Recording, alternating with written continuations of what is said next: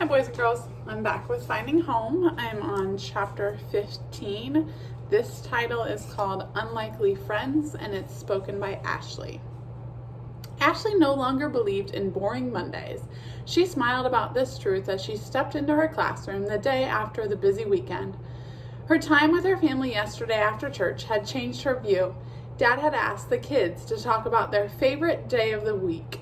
All of them said Saturday except Ashley. Her answer was Friday, because every minute of the weekend is just ahead. Their mom chose Wednesday, the day she and her new friends from church got together for lunch each week. But then their dad said something different. I don't have a favorite. He took his time. Love was always in her daddy's eyes. I like every day the same because each one is a unique gift from God. He smiled.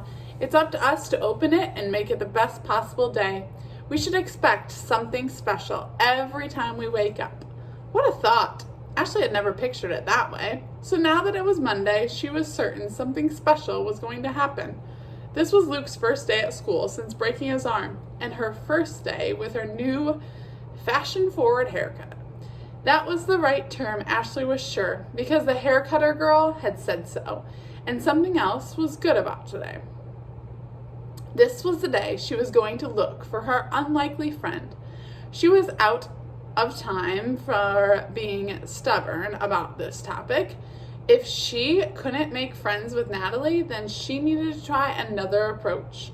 Look for someone unlikely, the way Mr. Garrett said. As it turned out, the first person to talk to her that morning was definitely unlikely. Elliot, the gum boy, walked right up to her. Hello, Ashley. He was not chewing gum. So, your hair looks nice. He shrugged several times and his cheeks grew red. It was my fault. The whole thing with he looked both ways and swallowed hard. You know, he couldn't say the word. Gum? He seemed on the verge of a meltdown. I'm really sorry again. I waited all weekend to tell you. Ashley raised one eyebrow. Elliot, do you want to be my friend? His eyes lit up like Christmas. Yes. His braces always made it hard to say the letter yes, so he did a few quick nods. You're already my best friend in 5th grade. What? For a few seconds, Ashley didn't move. She was Elliot's best friend. A melting feeling warmed across Ashley's heart. Really? How come she hadn't known this? I didn't think I had any friends in this class. Elliot grinned and his braces caught the reflection of the overhead lights. You have me, Ashley. His smile faded a little. But the gum in your hair? He hung his head. I didn't know if you'd still want to be friends after that. Her entire mind was spinning. All this time, Elliot thought Ashley was his best friend. It was mind-boggling. Ashley patted his shoulder. Is that why you're always talking to me about aliens and asking me to take you to my leader? She was seeing Elliot in a new light. Blue, maybe, for friendship. Because I'm your friend? Again, Elliot nodded. Then he twisted up his face in a giant question mark. Is that okay? Can you still be my friend? Everything about Elliot changed in a single moment. He was no longer different and annoying and a bother. He wanted to be her friend. So maybe she had just looked at him the wrong way at first. And then because of the gum but now she saw the truth. Ashley reached out and shook his hand. I'm officially your friend, Elliot. She smiled at him. Glad we got that figured out. The kid had hesitation in his eyes, but the gum? Ashley tossed her hair. You gave me a fashion-forward haircut, Elliot. You actually helped me, she giggled. Which is what friends do, right? Relief lifted Elliot's expression. Right. He held up his arms, glad to help. Amazement filled Ashley as they took their seats. The morning bell had just rung and already Monday was the greatest gift. Because she had done the impossible. She had made a friend in Mr. Garrett's class. An unlikely friend, which was her goal for today. Their teacher moved to the front of the room.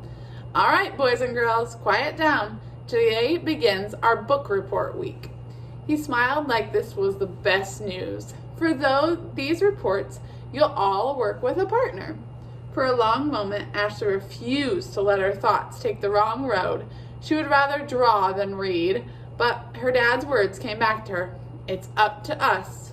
The choice to enjoy this book report was hers. She sat a little straighter. Maybe the book would make her laugh or learn something new. Maybe it would be the best book ever.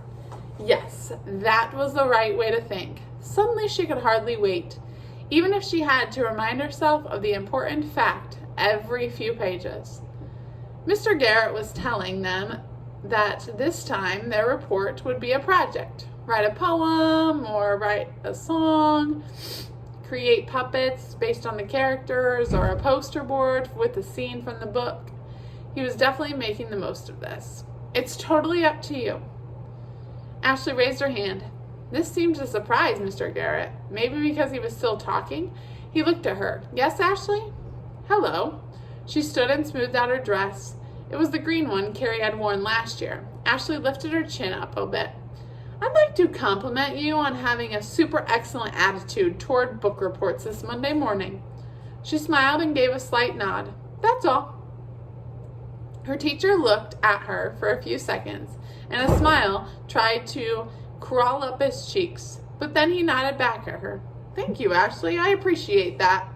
A quiet chuckle came from him, and thanks for your great attitude, too. Ashley curtsied. You're welcome. Then she sat back down. A few of the students were watching her, so Ashley nodded her thanks to them, too. Perhaps they liked her curtsy, something Brooke had taught her over the weekend.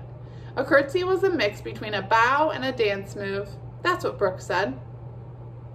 It had seemed like the right time for one. Mr. Garrett passed out the books, and on Ashley's desk he set a copy of The Mouse and the Motorcycle. The cover was bright and fun. A cute furry mouse sat on top of a shiny red motorcycle. Then something caught her eye. Next to her, Natalie had the exact same book. Hey! We have the same one. Ashley leaned over to compare the two. See? I know. Ashley made a face. Now it was her turn to raise her hand. Mr. Garrett, did you mean to give me and Ashley Baxter the same one? He was still finishing handing out books. Yes, Natalie. He walked toward the girls. I handed out 2 of every book. You and Ashley are partners. Their teacher kept talking, but Ashley couldn't quite hear him. She was paired up with Natalie, the rude girl who had ignored her every day. Ashley closed her eyes. This is a good day. It's up to me. She took a deep breath and reminded herself of this 3 times more before she looked at Natalie. Her brain raced ahead. Maybe if she forgave Natalie, that would be a good start. So Ashley turned to the unfriendly girl. Let's start this process right. She remembered to smile. I forgive you for every time you were mean to me since school has started. She held out her hand. There. But Ashley's hand just hung straight out. Natalie wrinkled her nose at Ashley, and then she glared at her hand. I don't have to shake. She played with her long hair. You can't make me. If I'm honest here, Ashley wasn't giving up. You do have to shake, actually, because I forgive you. So a shake seals the deal. This was harder than it looked. We can't be partners until the air is clear here. She waited. See? Because right now it's still cloudy. Clear? Natalie rolled her eyes a bit. Until the air is clear? That's how you say it? Ashley's hand was getting tired, hanging in the air. Clear, clean. She shrugged. Whatever, the air just needs some adjustment. The last part seemed to make sense to Natalie. She thought for a few seconds, and then she shook Ashley's hand. Fine. If this was a patience test, Ashley was determined to get an A. So, here's how it works, Natalie. They were still shaking hands. When someone forgives you, then it's your turn. Natalie removed her hand and crossed her arms. My turn for what? To apologize? The girl really didn't know much about these things, because forgiveness comes after apology. Ashley almost felt sorry for Natalie, but I overlooked that by going first this time. Natalie was struggling to say sorry. That much was clear. But after a long moment, she surrendered. Okay. She looked down and mumbled to the floor. I'm sorry. Eyes, please. Ashley pointed to her eyeballs. Apology has to happen eye to eye. Again, Natalie made a face. You're very difficult, Ashley Baxter. She looked right into Ashley's eyes. I'm sorry. There. Her plan was working. Ashley was making the most of her day, and now mean girl Natalie had actually apologized. Thank you, Natalie. Ashley patted the girl's shoulder like she was Luke's age. And I'm actually not difficult. That was it, the end of their discussion.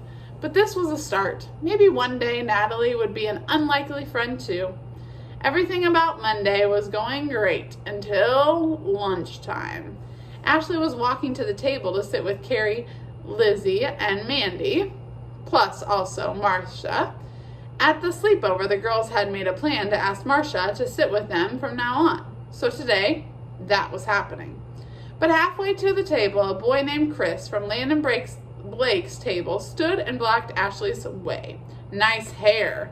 His grin wasn't actually friendly. Think the best, Ashley told herself. It's up to me. She put her shoulders back and smiled. Why, thank you, Chris. He laughed. You think I'm serious? He looked at the other boys at his table and then back at her. His face was meaner than before. You look like Peter Pan. With every piece of her heart, Ashley wanted to change this moment. This day was a gift, so why was Chris making fun of her? She tried to step around the rude boy. Excuse me, I need to get by. But Chris cut her off again. Ashley felt her knees knock together. She had to get away from this boy because tears stung at the corner of her eyes. And she couldn't cry here, no matter what. Chris made a pose and pointed to the ceiling like he was pretending to be Peter Pan. Look who's here. He stared at her. Peter? Herself. This made all the boys at his table laugh. Everyone except for Landon Blake. At those mean words from Chris, Landon rushed to his feet. Hey, he barked the word, knock it off. Chris stopped laughing. What? He seemed like he was trying to sound tough. Her hair is short. Listen.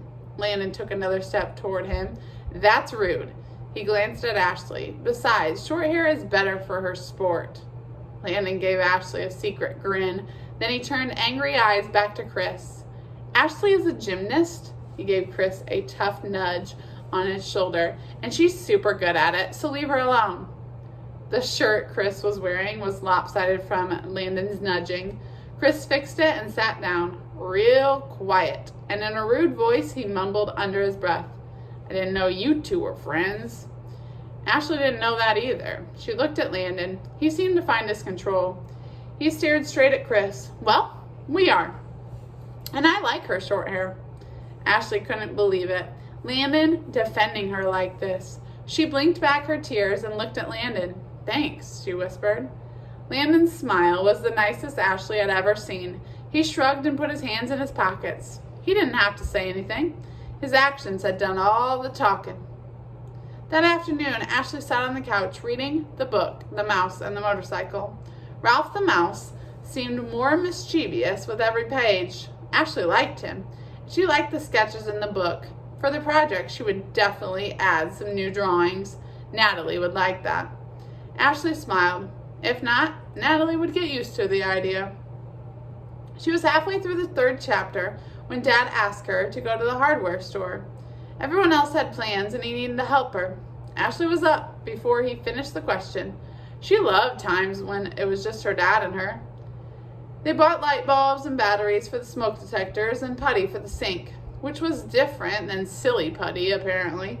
While they stopped, Ashley told Dad about Elliot, her unlikely friend, and Natalie and Chris, the mean boy, and about Landon, who came to her rescue. Landon? Dad winked at her. Wasn't he the menace? Ashley giggled. Not anymore, I guess. You stood up for me. Dad nodded. It's important to stand up for others so bullies don't get their way. He put his hand on her shoulder. How are you feeling about the move? Dad's voice got quiet. This was not something Ashley wanted to talk about. She looked at her shoes and bit the inside of her cheek. I didn't have a choice. No one asked me if I wanted to move. She wasn't being disrespectful, but she was impatient. She wiped at a pesky tear, trying to make its way down her face. I just miss home, and my school, and Lydia. I'm not the happiest person right now about this particular chapter.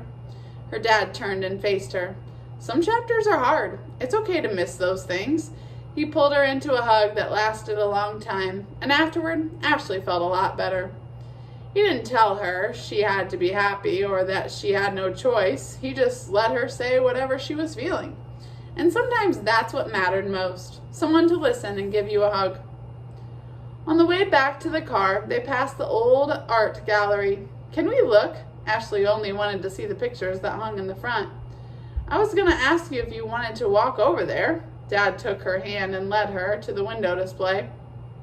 At first, Ashley couldn't talk. The paintings were too beautiful for words. Dad put her arm around her. Ashley, I'm memorized. She didn't want to blink. That way, she wouldn't miss a single second of the beauty. Her dad laughed. Mesmerized? That's the word you're looking for. Ashley squinted. I like memorized because I'm looking very intensely so I can memorize this beautiful work. She stared at the paintings again. Who had created these and what was their story behind each one? She looked up at her father. Amazing, right, Dad? Yes, he angled his eyes right on hers. You know what? What? Ashley waited. One day your work is going to be right here, in this display. He hugged her close. Someone has to be the next professional artist. I think she'll be you. Her excitement was so great, Ashley had to close her eyes because this was what love felt like, having her daddy believe in her.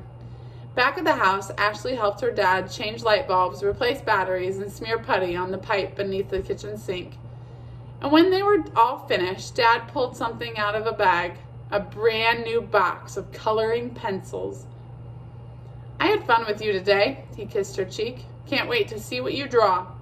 He smiled at her. Remember, Ashley, the chapters in our lives never last forever. Even the sad ones end, and one day you'll turn the page and you'll wake up and you'll be happy, I promise.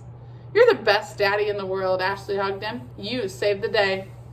The rest of the night, Ashley sketched a picture of Natalie and her on a motorcycle. Natalie's arms were crossed, not quite enjoying the ride, but in the drawing, Ashley was shouting and laughing, one arm raised, because this book report could be the thing that made Natalie and Ashley finally be friends. As she sketched, she thought about something else. If she could find a connection with Elliot and even Natalie, then one day she might have one more unlikely friend, a boy named Landon Blake. That's it for chapter 15.